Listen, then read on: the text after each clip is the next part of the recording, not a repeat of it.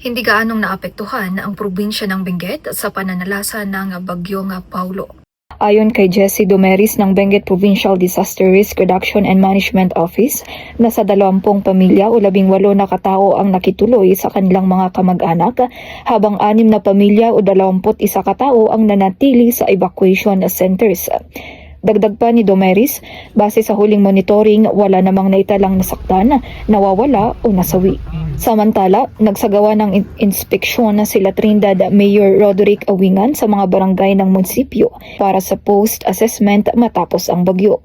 Binigyang diin ng alkalde na walang malaking pinsala ang naitala kahit na 80% ng bayan ay landslide prone at 20% naman ang flood prone areas. Maamin dito barangay tayo kat equal nga kita ang tayo na. So, saya amin, equal amin di ba nakita tayo sa aming lugar.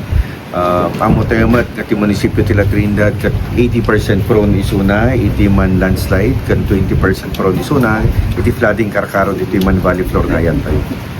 Karaniwang naapektuhan ang mga magsasaka tuwing bagyo.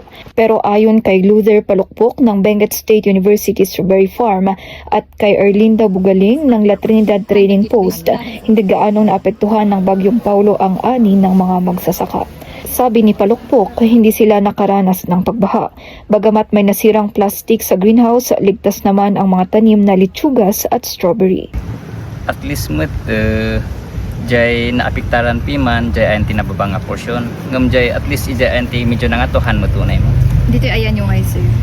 Hanmet dito lang below dito yung hama lang unay nga na flood. Sinang-ayunan naman ito ni Police Lieutenant Colonel Zacarias Caloy Dausan, hepe ng La Trinidad Municipal Police Office.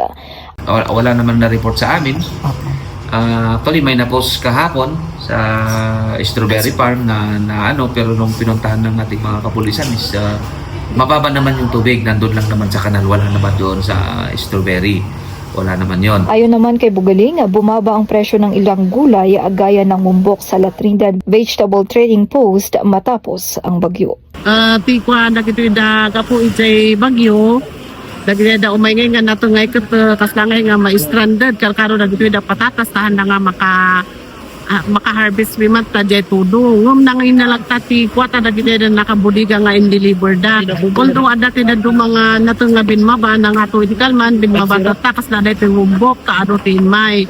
Ngum beto repolyo okay lang depresyon na. Mula rito sa bayan ng La Trinidad, Patrol No. 9, Jan Salipaiso nag-uulat para sa DZWT 540 Radyo Totoo.